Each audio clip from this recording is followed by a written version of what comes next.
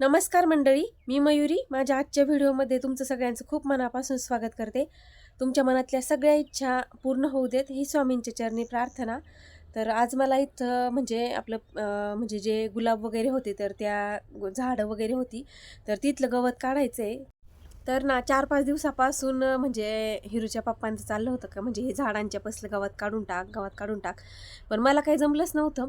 तर 4-5 दिवस म्हणजे असेच निघून गेले आणि आज त्यांनी सांगून म्हणजे फायनल सांगून टाकलं का गवत जर काढलं नाही तर झाडं सगळी तोडून टाकणार तुझी. तर आज मला गवत काढणं म्हणजे भागच होतं.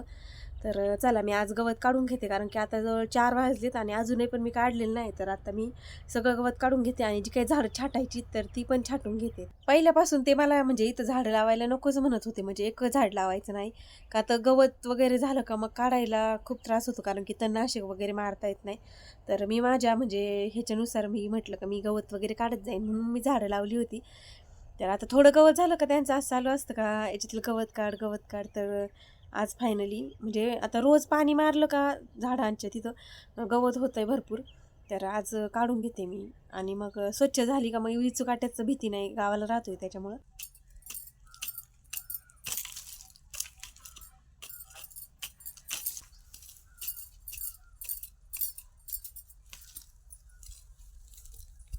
बाबू काय करतो?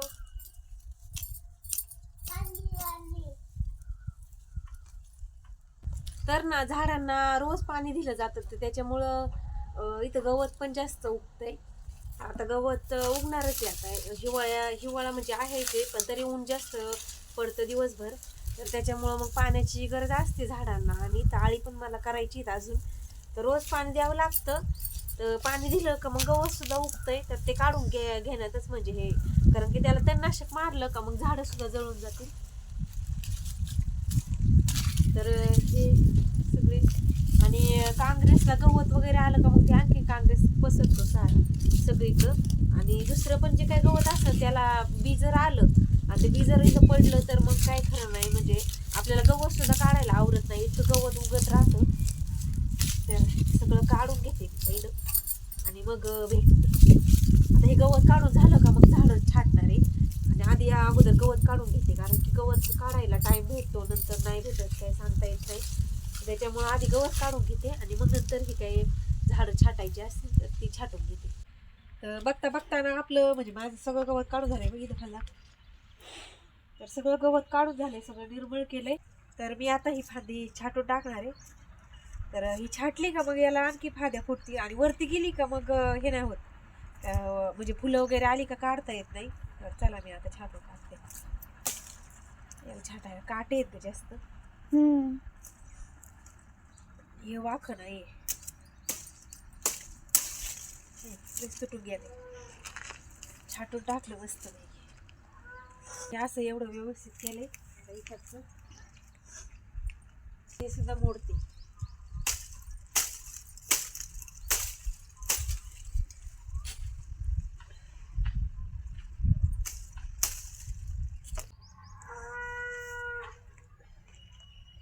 तर हा द्राक्षांचा वेल ना मी 2 वर्ष झाले तेव्हाच मागवला होता. त्याला गेल्या वर्षी म्हणजे द्राक्षसुद्धा आली होती.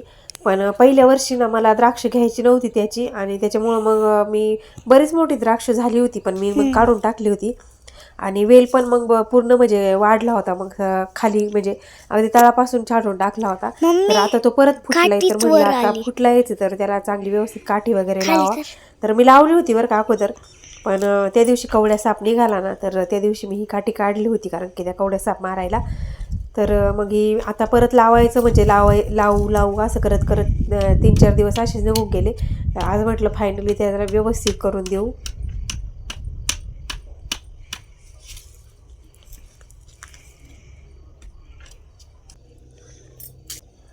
ती काठी पूर्ण हालत होती तर दगड वगैरे म्हणजे पाठीमाग साईडला लावले म्हणजे ती काठी राहील. तर बघता बघता एवढं सगळं गवत झालं होतं म्हणजे याच्यामधलं. हा टायर आणि ते सगळं म्हणजे तिथं होतं ते म्हणजे दारापुढंच अगदी झाडांच्या मध्ये होतं. तर ते पण म्हटलं सगळं व्यवस्थित करून ठेवावं, कारण की विचू काट्याची सुद्धा म्हणजे भीती वाटते.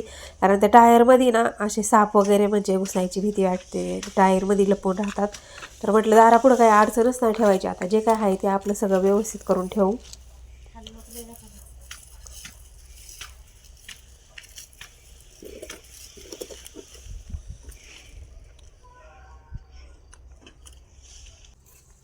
ह्या जास्वंदीला ना म्हणजे खूप जास्त असे मावा पाडला होता त्याच्यावरती, म्हणजे एक फवारणीसुद्धा केली होती बरं का, पण त्या फवारणीचा काही उपयोग नाही झाला आणि त्याच्यावरती मावा तसाच होता. म्हणजे त्याचं एकही फुलं वापरता येत नव्हतं. तर शेवटी म्हटलं आज त्याची छाटणीच करावी, कारण की छाटणी केल्यानंतर छान मस्त अशी फुटली का, नवीन पालवी फुटली का त्याला मावा नाही यायचा. तर थोडाफार प्रमाणात मावा यायला लागला का लगेच मग त्याला म्हणजे हे करावं लागेल, फवारणी करावं लागेल.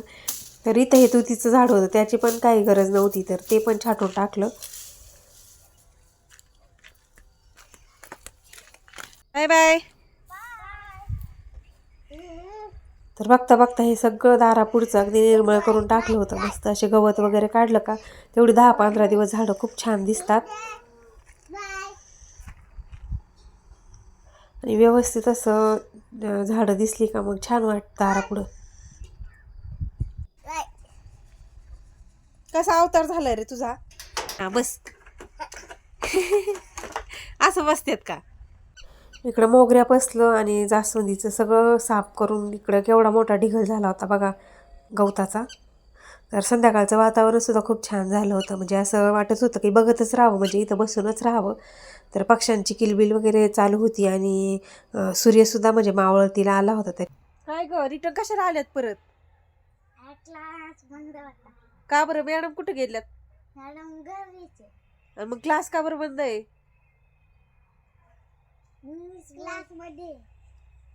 क्लास चालू आहे का बंद आहे? बंद. तुम्ही परत तिथं म्हणजे त्यांच्या घरी जाऊन आल्या का परत? बरं चला आता जा, जा तू घरी आणि मग आम्ही पण काहीतरी काम करतो आता, स्वयंपाक करतो आमचा. काय जा आता, बाय बाय.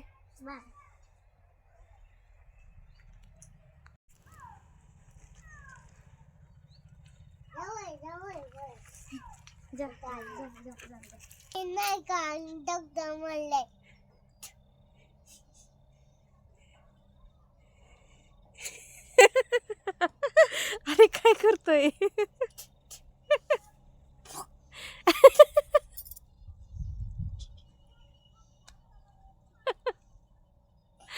अरे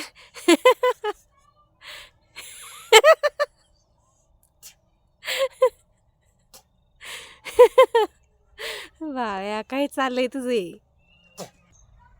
ते नाही का, तो नाही का, ते नाही का, तो नाही का, तो नाही का, तो आता काय